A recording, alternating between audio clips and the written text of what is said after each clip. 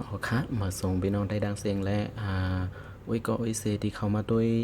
ใน YouTube ของข้าเฮานี่ค่ะเนาะอ๋อค่ะเมื่อในก็ได้มีอ่าไลน์เฮ็ดApple ID นี่ค่ะเนาะตอนตากนเจอ iPhone iPad เขาจะไหนค่ะนะกำพองก็กว่าซื้อมาใหม่เลยเจอเป็นเฮ็ดบ้านนี่ค่ะเนาะเฮ็ดทางกล้วยมีลองอยากเปิดในการเฮ็ดทางกล้วยนี่ค่ะเนาะอ๋อค่ะอันนี้ก็ข้าวติมาเฮ็ดนี่พี่น้องเขานี่ค่ะเนาะง่ายๆนี่ค่ะเนาะเฮ็ดกำเหลวอะไรกำเหลวนะครับอ๋อครับอ๋อครับอันตั้งสุดเฮาค่ะที่เลยมีอีเมล1อันนี่ค่ะเนาะอีเมลนี่เป็น Gmail ก็ไล Hotmail ก็ไลอันนั้นก็เป็น Yahoo Mail อีสังก็ไลนะครับเพราะว่าเฮาค่ะมีอีเมลแล้วเนี่ยเฮาค่ะมาเฮ็ดนี่ค่ะเนาะในวิดีโออันในข่าวก็ที่ลัดนี้ลองไล่เฮ็ดอีเมลยาวนี่ค่ะเนาะว่าย้อนไปว่าค่าเฮาอะไรขึ้นกว่าคลิปนึงแล้วนี่ค่ะเนาะว่าเป็นสอนเฮ็ด Gmail เลย Facebook ในนั้นค่ะนะย่อสังเกตว่าคือไปหมอเฮ็ดนี่ก็ด้วยวิดีโออันนั้นไล่นี่ค่ะเนาะมีอยู่ใน channel ของค่าเฮานี่ค่ะอันนี้ก็ค่าเฮาติเข้ามาเฮ็ดiCloud Apple ID นี่ค่ะเนาะตอนแต่ iPhone iPad ในค่ะเนาะ เฮาค่าอ่อนตั้งสุดเฮาค่าในมือเฮาค่ามีอีเมลอย่างในค่ะเนาะเฮาค่าก็อ่เอามาใส่ในค่ะนะเข้ามาในการตั้งค่าอันนี้ค่ะเนาะ setting ในค่ะนะแล้วก็ที่มีต่างๆในค่ะเนาะที่มีเมลในค่ะเนาะอันนี้ค่ะเมลรายจืบในค่ะเนาะที่เป็นแคปหังอันนี้ค่ะนะเอาค่ะอันที่มีดังใน add account นะครับเนาะที่เป็นเพิ่มบัญชีนี่ค่ะเนาะ add account นะครับว่าเป็นภาษาอังกฤษค่ะนะ อันนี้ก็เขาขาดใส่อีเมลเดียนเขาขามีนี่ค่ะเนาะเป็นอีเมลอีสังก็ไล่นะคะอันนี้เขาติดใส่ Gmail อันเขาเลยห่างแฮนไว้นะคะเดี๋ยวเลยมีอินเทอร์เน็ตค่ะเนาะเขาลืมเปิดค่ะนะอ๋อค่ะอันนี้ก็เขาได้เปิดเดี๋ยวเลยมี Wi-Fi นะคะผมมี Wi-Fi ก็ออนไลน์นะคะอันดังสุดเขาค่ะก็เดี๋ยวเลยเข้ามาดีในมาใส่อีเมลเดียนเขาขาห่างแฮนไว้นั่นนะคะเนาะอันนี้ค่ะนะอันนี้เขาก็ได้ใส่ Gmail นะคะเนาะ อันนี้ก็อยู่ที่ตั้งไว้ของ Wi-Fi ไว้เทิงนะฮะเนาะเอาค่ะก็อันนี้ก็คลาวด์ดิสGmail นี่ครับ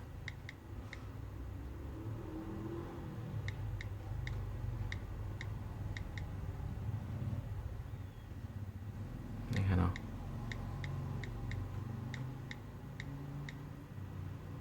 กว่าที่ไหนครับว่าใส่เย้านี่ก็เขาก็กดเด็กทัดไปนะฮะอันนั้นเป็นnext นะครับเนาะอันนี้ก็ดีเลยใส่password นะครับเนาะมา password เรียนเขาค่ะ Gmail นั่นนะครับเนาะ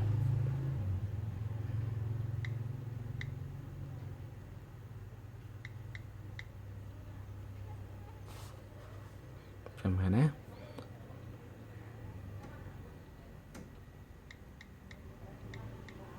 อ๋อค่ะอันนี้เขาค่ะว่าใส่password เยาก็เด็กดีในกว่าแทงตอนหนึ่งนะครับเนาะ อ๋อค่ะอันนี้ก็อีเมลเลยว่าเป็นอันเข้ากว่าอยู่ในเครื่องอันนี้เป็นอันเดียวตัวรีงามเลยค่ะเนาะอันนี้ก็อ๋อค่ะมันก็ติขึ้นมาจากไหนนี่ค่ะเนาะอันนี้ก็เขาค่ะก็เดี๋ยวเลยเซฟดีในค่ะนะบันทึกในค่ะเนาะเซฟมันจะเส้นลายจืออีเมลจะในค่ะนะอ๋อค่ะอันนี้ก็อ่าอีเมลเขาค่ะอยู่ในแนวนี่ค่ะเนาะอันนี้ค่ะนะอ่าเขาค่ะก็อันนี้ก็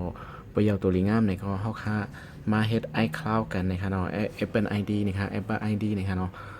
อันนี้เขาเดรัดนี่ค่ะนะว่าเฮ็ดในนะคะเนาะ iTunes Store นี่ค่ะนะอันนั้นก็ดีในค่ะเนาะดี App Store นี่ค่ะนะเพราะว่าเข้ากว่าดีในกว่าเฮ็ดนะคะนะมันดีป่นไรดีอันให้ใส่บัตรเครดิตนะคะเนาะว่าถามบัตรเครดิตมาในเฮาค่ะก็มีเผอกำพองก็มีนี่ค่ะเนาะมีในก็จังคำไรคักตอนนั้นค่ะนะเฮาค่ะที่เฮ็ดไรนี่ค่ะเนาะอ่อนตั้งสุดในเฮาคำกว่าเฮ็ดดีไอจุนสตูค่ะนะเฮ็ดดีไอเข้าในกำซื้อนี่ค่ะเนาะเข้ากับดีไอเข้าตั้งเหนือนี่ค่ะนะแล้วก็อันนี้มันจะมีว่าmake new Apple ID นี่ค่ะเนาะมันก็จะมีว่าสร้าง Apple ID ใหม่นี่ค่ะนะเฮาค่ะก็เข้ากับดีสร้างอันใหม่นี่ค่ะเนาะอันนี้เฮาค่ะก็มาเลือกวันเดือนปีนี่ค่ะเนาะวันเดือนปีเกิดของเฮานี่ครับเฮาค่ะได้มาเฮ็ดใหม่นี่ค่ะเนาะ25ใส่25ได้ค่ะเนาะ25ใส่ ให้มาอายุตีในข้าวแครอทนี้ว่าให้ใส่อายุให้ป่น18 ซาวซึ่งในค่ะนะเพราะว่าอายุในมันเตรียมปันเฮ็ดนี่ค่ะเนาะอันนี้ข้าวที่ใส่หมอก2529นี่ค่ะเพราะว่าเฮาก็ลำตัวนี่ค่ะเนาะเพราะว่ามันป่น18เนี่ยเฮาค่าดีกว่าเฮ็ดนี่มันปันเฮาเฮ็ดค่ะนะย้อนเพราะว่าอายุมันไปถึงนี่ค่ะเนาะอ๋อค่ะอันนี้ก็ใส่มีนาใส่ตรงไหนคะเนาะลาดีใส่ก็ไล่ค่ะนะแต่ว่าอย่าไปให้มันเอกว่า18ในค่ะเนาะมาตอกเลยค่ะนะอันนี้ก็เข้ากว่าทางตอนหนึ่งในค่ะเนาะเข้าคาเสือเลือกดีแนวกว่าทางตอนหนึ่งนะครับอันนี้มันก็ดีให้เข้าคาเสือจื้อในค่ะเนาะเข้าคาก็เสือจื้อเดียนเข้าคาใครเสือในค่ะนะจื้อของเข้านั่นในค่ะเนาะอันนี้ก็คาเข้าดีใส่กว่าจังไหนนะครับ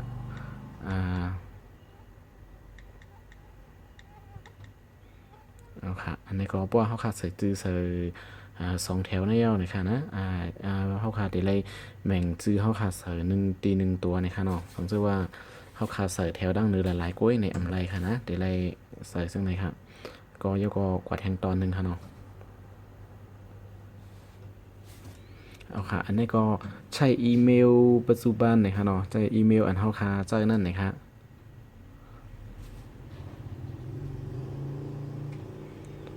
อ๋อค่ะอันนี้ก็มันได้ให้เฮาคาเสิร์ชอีเมลนี่ค่ะเนาะเฮาคาก็เสิร์ชอีเมลเตียนเฮาคาใส่บันเดอร์เครื่องเมื่อกี้นั่นค่ะนะเตียนเฮาคาหางแฮนไว้เป็น Gmail นั่นค่ะเนาะเฮาคาก็ใส่ Gmail นี่ค่ะ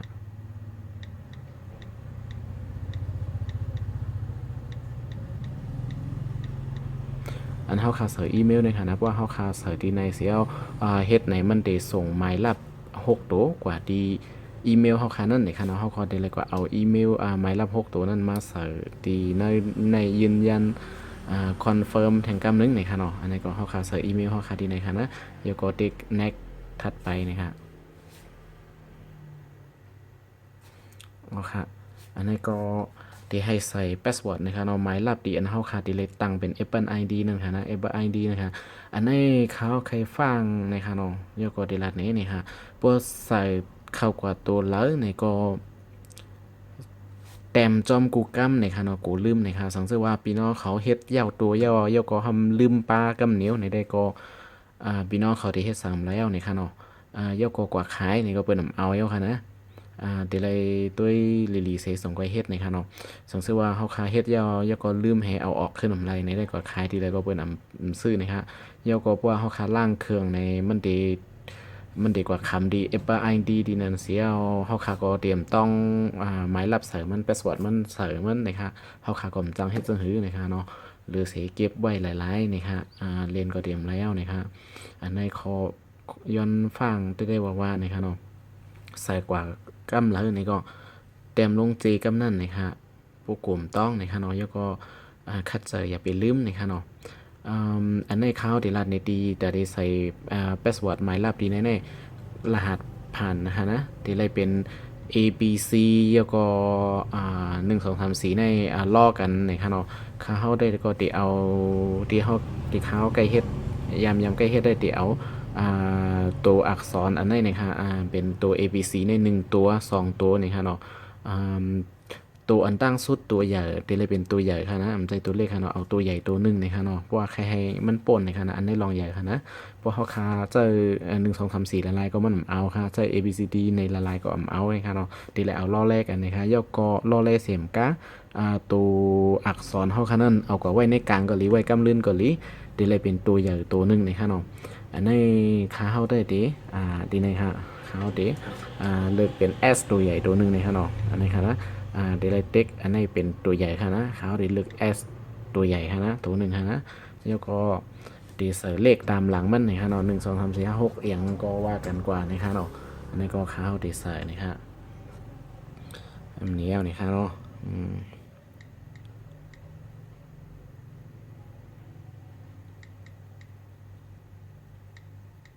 อันนี้ค่ะ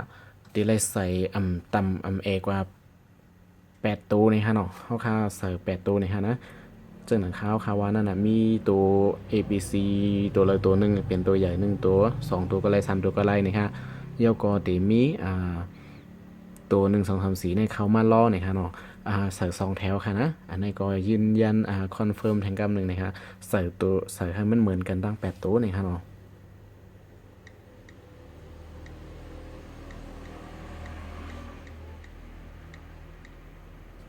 อ๋อค่ะอันนี้ก็พวกเฮาคาเสริมเหมือนกันตั้ง2แถวในเฮาคาก็เน็กตีแน็กถัดไปนี่ค่ะเนาะอันนี้มันว่ารหัสผ่านง่ายมันว่าพาสเวิร์ดมันง่ายนะอาล่าเนี่ยค่ะเนาะอันนี้ก็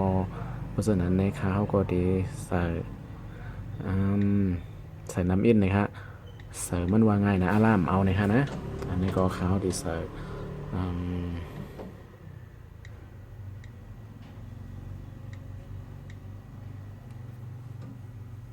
ค่ะอันนี้ก็เขาจะใส่ ABC นี่ให้3 ตัวนะครับเนาะ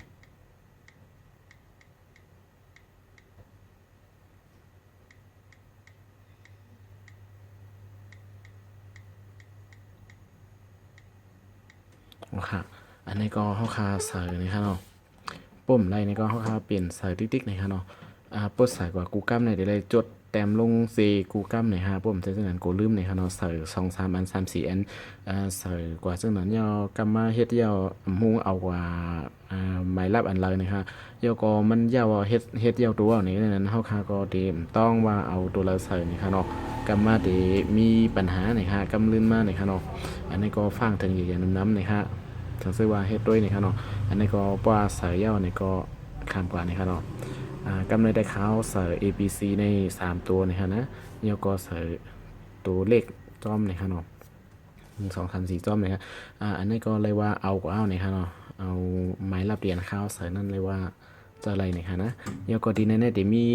ความถามความตอบนะครับเนาะเดี๋ยวมีตอบ3 อันนะครับอันในมีอ่าซึ่งไหนครับนะเลือกเสียอันนะครับยกก็ใส่ให้ต้องนะครับเราเตรียมไว้นะครับวันน้ำมาว่าอีเมลเขาขาดหลอกในเดลัย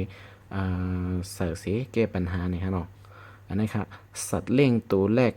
คุณเชื่ออะไรอันนี้คือ your first pet name นะครับเนาะสัตว์เลี้ยงอันยามเลี้ยงอันตั้งสุดนั่นสื่อสังนะครับเนาะเขาขาเขาได้ก็ได้ใส่อ่า B O B บ๊อบนะฮะพี่น้องเขาใครใส่เป็นรัมโบโบโบซึ่งถือก็ไล่นะครับเนาะแล้วก็อันนี้ก็กวาดแทงอันหนึ่งค่ะนะแล้วก็มาแทงคำถามที่2มันจะมีถามหลายอันอยู่นะครับเนาะแล้วก็ what is your dream job นะคะนะมันจะมีเป็นภาษาอังกฤษนะคะอันนี้จะเป็นภาษาไทยนะคะเนาะงานในฝันของคุณคืออะไรอันนี้ก็เขาก็เลือกอันหนึงนะคะเลือกความถามแล้วก็ความตอบ3 อันนะครับโปรอีเมลเขาคาลอกในเขาคาก็ใส่ความถามความตอบ3 อันในก็ดีเกลิดปัญหาไรนะครับเนาะอันนี้ก็การในฝันอันคุณฝันไว้เป็นอีสังในก็เนาะเขาก็ดีใส่อ่า R I C H rich นี่ครับเนาะใส่ A B C ก็เลยค่ะนะผมลืมเลยค่ะนะอันนี้ก็การเป็นสเตทนะครับใส่เสื้อเห็นก็ไล่นะครับใส่ A B C นี่นั่นคือพี่น้องเขาเกเกเกไขอีเมลไล่ไว้หลังมานะครับเนาะถูกดีเก็บแต้มไว้ซ้อมนะครับเนาะอันนี้ก็กว่าแทงตอนหนึ่งแล้วก็ความถามกำลื่นสุดนะครับนะ อันนี้พ่อแม่ของคุณพบกันที่จังหวัดไหนนะครับมันจะว่าพ่อแม่ของเขานั้นเขาพบญาติกันที่เวียงเลยเนี่ยสีบอกเจ้าเมลาเซียวมาดีแรงมาใส่กว่าไล่นะครับโยก็เพราะว่ามีปัญหามาเขาค่ะก็ใส่ให้ถูกขึ้นก็ไล่เอาเนี่ยค่ะเนาะอันนี้ค่ะเขาก็ดีใส่อีสานก็ใส่กว่านี่ค่ะเนาะ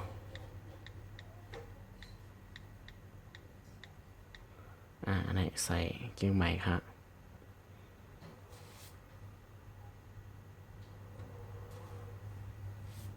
อันนี้ก็ยกก็อันนี้อีเมลนะครับใส่หรือไม่ใส่ก็ได้กู้อีเมลนะครับเนาะอันนี้ข้ามกว่านี้ครับเนาะใส่ก็ไรมันใส่ก็ไรครับนะเขามันใส่ข้ามนะครับอีเมลแล้วก็ข้ามแทง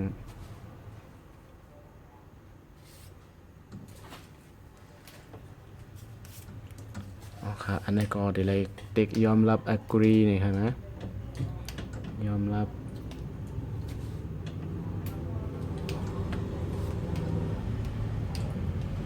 อันนี้ก็เดี๋ยวเลยเปิดกล้ามหนึ่งนะครับเนาะ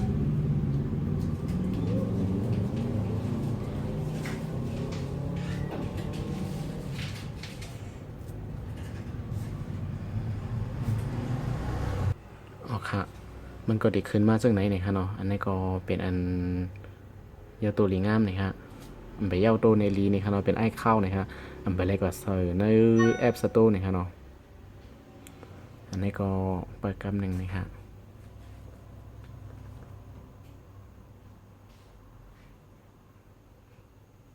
อ๋อค่ะอันนี้ก็เขาขาใส่ไอ้เข้าเย้าตัวลีงามนะครับเนาะสังเกตว่าเขาเย้าในอดีตดีว่าลงชื่อออกนะครับนะสังเกตว่าเขาแขวออกในเขาขาเดียวออกที่ในนะครับเนาะเดี๋ยวว่าเป็นนี่สังก็เป็นยืนยันนะครับเนาะอันนี้ก็ประสานนะครับมันเดี๋ยวว่าเอาซึ่งคือค่ะเนาะเอาเส้นลมกับจ้อมกันม้วนๆนะครับนะเขาขาก็เต็กตั้งเนื้อนั่นนะครับเนาะอันนี้ก็ตึกเซฟอยู่นะครับ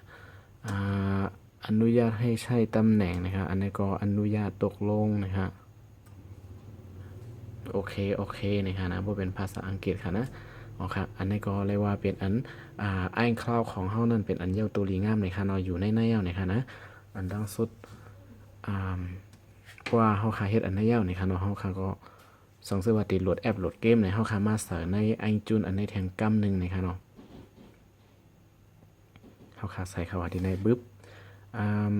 อันนี้ก็มีอีเมลมันไว้เอาเนี่ยค่ะเนาะเฮาขาก็ใส่ sign in นะคะเนาะลงชื่อเขาก็จ่ายนะคะเฮาค่าใส่ password เตียนเฮาค่าเฮ็ดมาเมื่อไกลนั่นตังเมื่อไกลนั่นนะครับอันนี้ก็ค่าเอาที่ใส่ password นะคะเนาะ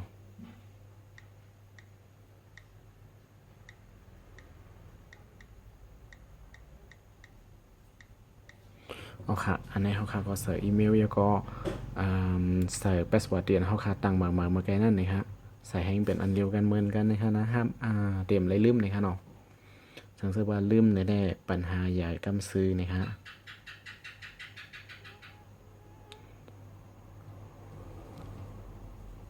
อันนี้ก็ตึกลงซื้อเข้าอยู่นะครับเนาะการยืนยันไม่ผ่าน iCloud ต่อหมดเวลาอันนี้ก็ตกลงอันนี้เลยว่าอินเทอร์เน็ตเขามีปัญหานะครับเนาะเปิดที่ไหนครับใช้ข้อมูลเซลลูล่า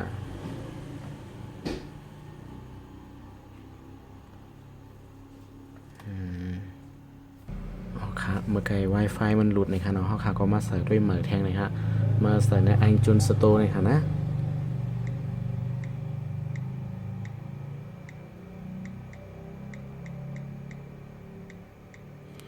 อ๋อค่ะเขาก็ใส่ใส่อีเมลใส่พาสเวิร์ดก็ sign in นะครับเนาะลงชื่อเข้านะครับอันนี้ก็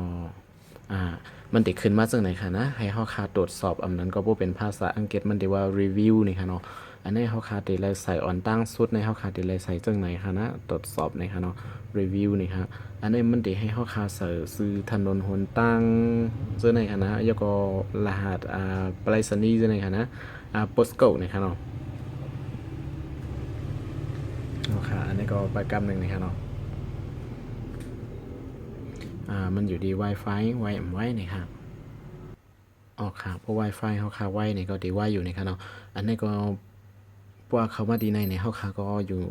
อยู่ที่ไรก็เลือกที่นั่นนี่ครับเนาะอันนี้เขาอยู่ที่เมืองไทยแลนด์เป็นไทยแลนด์นี่ครับเนาะอันนี้ก็เสิร์ชแน็กถัดไปเขาก็เอาเมืองไทยนี่ครับสมมติว่าอยู่ยันกงนี่ก็อาจจะเป็นยันกงค่ะนะ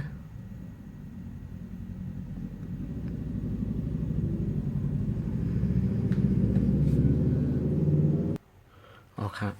พยอนี่ก็เขาก็เลือกเมืองไทยนะครับไทยแลนด์เยอะกว่าที่ในนะครับเนาะดีเลย agree นะครับยินยอมนะครับยินยอมแทงกำหนึ่งนะครับเนาะ agree ในทั้งในค่ะนะอันนี้ก็เปิดแทงกำหนึ่งนะครับเนาะเพราะ Wi-Fi ไว้นี่ได้ดีกว่าไว้นะนะครับนะกำเดียวนี่ครับเนาะไม่เปิดถึงค่ะอ๋อค่ะอันนี้ก็เข้ามานาได้นี่ค่ะอันนี้เป็นอันลำลองที่สุดนะครับเนาะเพราะว่าเขากว่าเฮ็ดในแอป Store นั้นกำซื้อในมันเตรียมมีว่านั่นนะครับ NONE นี่ค่ะเนาะนั่นนะครับเพราะเป็นดิกอังกฤษค่ะนะอันนี้มันเรียกว่าไม่มีนี่ค่ะนะแถวในตีอัมป้ามาเนี่ยค่ะเนาะสังเกตว่าเขากว่าเฮ็ดในไอจูน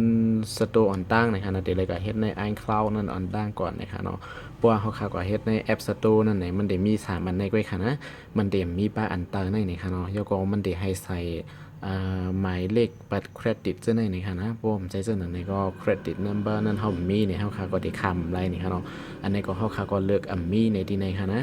แล้วก็อันนี้รหัสอย่างกิฟต์นะครับกิฟต์การ์ดนะครับอันนี้ใส่ก็ไล่นะครับเนาะเป็น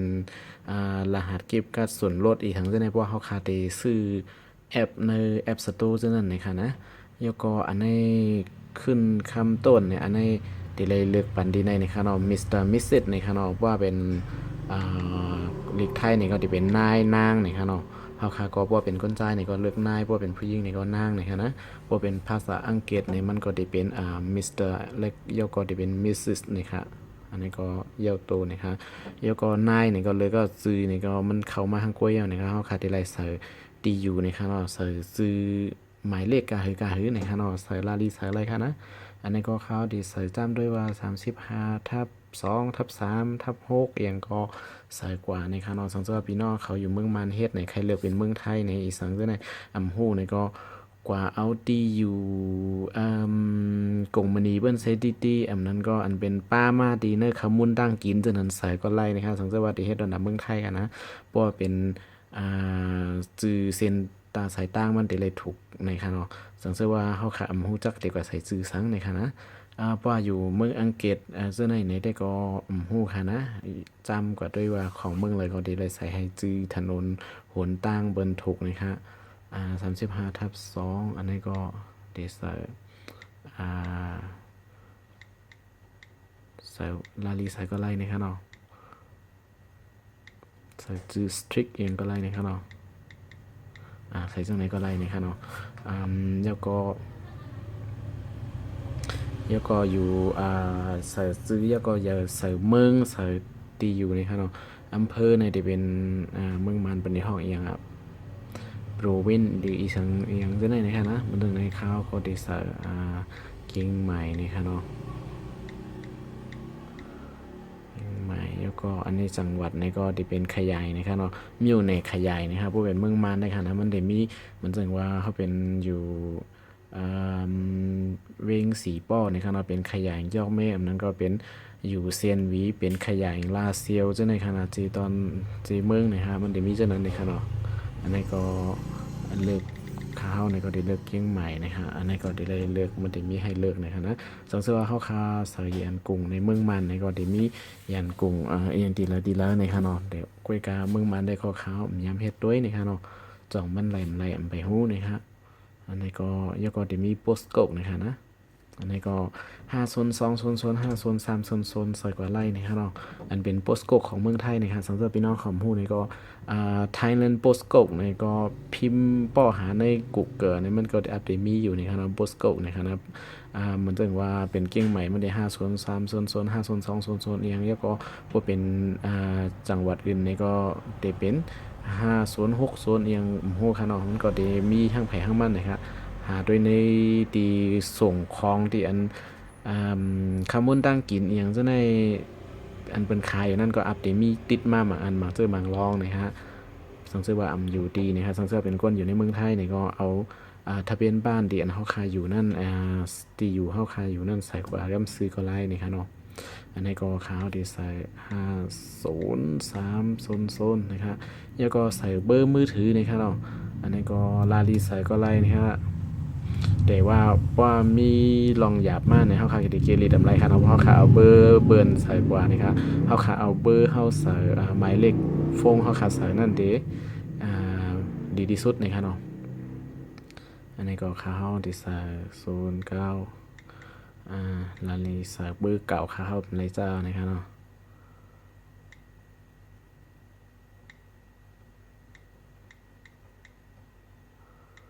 ใส่กับเส้นไหนนะครับยาก็ยาตัวหลีงามนะครับยาตัวหลีงามนะครับเฮาค่ะก็ใส่ครบหมดกุจึกกุลองนะครับตีในเวียนเอาก็ไรอยู่นะครับเนาะว่าตีอยู่เฮาขายาวเนี่ยก็ใส่ทั้ง3แถวก็ไรขนาดในขาวใส่แถวเร็วก็ป้อยาวนะครับ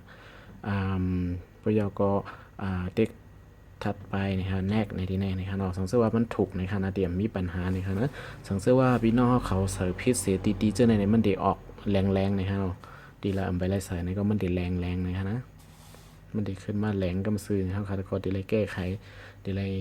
ใส่ใหม่นะครับเนาะ อันนี้ก็ประกำหนึ่งนะครับเนาะตึกเหตุการณ์อยู่ดังนึงนะครับเนาะเปิดต่อ Wi-Fi นะครับเอาค่ะอันนี้ก็เป็นอันฟินิชนะครับเนาะเสร็จนะครับเนาะเริ่มต้นช้อปปิ้งนะครับนะก่อนโหลดแอปแล้วนะครับเนาะอันนี้ก็ข่าวที่ปิกที่ว่าฟินิชนะครับเสียบเสร็จแล้วนะครับอันนี้ก็เป็นอันยาวตัวนะครับเนาะ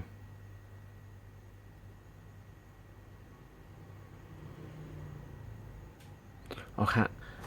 เป็นอันยาวตัวเข้าข่าวก่อนโหลดแอปโหลดเกมโหลดอีสังก่อนแล้วนะครับเนาะในบริษัทตัวค่ะนะคัลเลอร์เฟซบุ๊กใครไล่อำว่านะครับเนาะก่อนโหลดอะไรกูจื้อกูลองเย้านะครับออกค่ะสังเสว่าเขาคาเสยเย้าตัวลีงามซื่อในมุนโมเดลนะครับเนาะสังเสว่าพี่น้องเขาติแคลออกขึ้นไหนก็เขาก็ดีในนะครับนะไอคลาวดีในนะครับเนาะตีเอาออกมันในตีมีอยู่ดั้งเตอร์นะครับเนาะมันตีมีอันนี้ค่ะนะไอเข้าในคำว่าดีในย่อยก็ตีมีตีออกมันลงชื่อออกนะครับเนาะไซน์เอานะครับเนาะว่าเป็นภาษาอังกฤษนะครับอันนี้ก็ไซน์เอาลงชื่อออกนะครับเนาะอันนี้ก็ลบออกจาก iPhone นะครับเนาะ delete from my iPhone นะครับอันนี้ก็สีแรงเลยนะครับนะอันนี้ค่ะนะมันตีให้เฮาคาเสิร์ฟพาสเวิร์ดของ Apple ID เดียนเฮาคาเฮ็ดกว่านั้นนะครับสงสัยว่าเฮาคามีนั้นก็ลืมนั้นก็เป็นของคนต่างก็ในค่ะนะเฮาคาดีจะเอาออกขึ้นไลน์ในค่ะเนาะย้อนเปิ้นนั่นแหละเขาฟังถึงพี่น้องเขาสงสัยว่าเฮ็ดในก็เต็มพาสเวิร์ดเดียนเฮาคาปอเต็มลงกับเสิร์นั่นเสิร์ชดีไว้กูกัมในค่ะเนาะกูว่าลืมใส่ยาวสิเฮ็ดยาวซ้ำลืมในค่ะเนาะซึ่งนั้นในพี่น้องเขาดีกว่าขายโฟงในก็เป็นเดมซื้อนี่ค่ะนะเพราะดีล่างเครื่องในก็มันดีใจงานแล้วนี่ค่ะเนาะเพราะค่ะอันนี้ก็เขาขายดีเลยใส่พาสเวิร์ดอันเขาขายเหตุกว่านั้นนี่ค่ะนะสั่งซื้อว่าแคลออกในค่ะเนาะ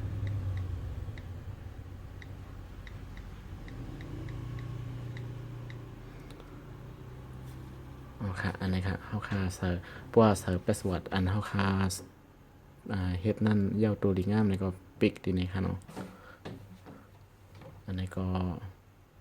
จะเข้าย้ำอีกหนึ่งในค่ะเนาะในค่ะนะตึกออกApple ID อยู่ในค่ะเนาะสงสัยว่าเขาขาดใส่พาสเวิร์ดถูกนะได้ออกไรค่ะนะ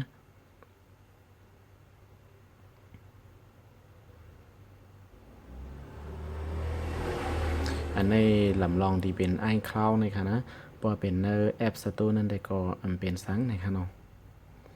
อันดังสุดเดี๋ยวไล่ออกดูในก่อนนะคะสังเกตว่าเขาขาดีล่างเครื่องนะคะเนาะสังเกตว่าลืมออกในอะไรคะนะอันนี้ค่ะนี่เต็มมีจังไหนนี่ค่ะเนาะอันในได้ก็ปอคาหือนะคะตอนตาโหลดแอปโหลดเกมก็นะคะเนาะออกก็ไล่นะคะเพราะว่าเขาขาดีกว่าซื้อโฟงต่อเบิ้นมาเนี่ยก็ว่าเป็น iPhone iPad ในดีเลยตัวดีในค่ะนะว่าจ่องคนเก่าเจ้าของเก่ามันจ่องไปออกหือนะครับปุ่มออกในให้เขาออกปันเลยกำเหลวนี่ค่ะสังเกตว่าเอาของเขาออกแล้วก็เขาซื้อกว่าจ่ายในวันหนึ่งมาแต่มีลองหยับเผิดกับเฮาในค่ะเนาะเฮาขาเดียวออกอำไรแล้วก็ดีล่างเครื่องก่อมไรในค่ะเนาะเพราะว่าเฮาขาซื้อต่อเขามา2-3 ปีในนั้นก็5-6เดือนเฮาก็ถามเขาขึ้นบ่มีปัญหามาเฮาก็ถามเขาก็ต้องว่าลืมมาว่าในเฮาคำจังเฮ็ดจังหื้อในค่ะเนาะอันนี้ก็ฝากถึงใหญ่ๆน้ำในค่ะเนาะเกี่ยวกับ iPhone iPad ในค่ะกวนใจ iPhone iPad เขาในค่ะอันนี้ก็เมื่อในมีสังในค่ะเนาะมีก็ได้นะครับอันนี้ก็สังเกตว่าเป็นพรลีตอนตาพี่น้องเขาเนี่ยก็อย่าลืมกดไลค์กดแชร์อันนั้นก็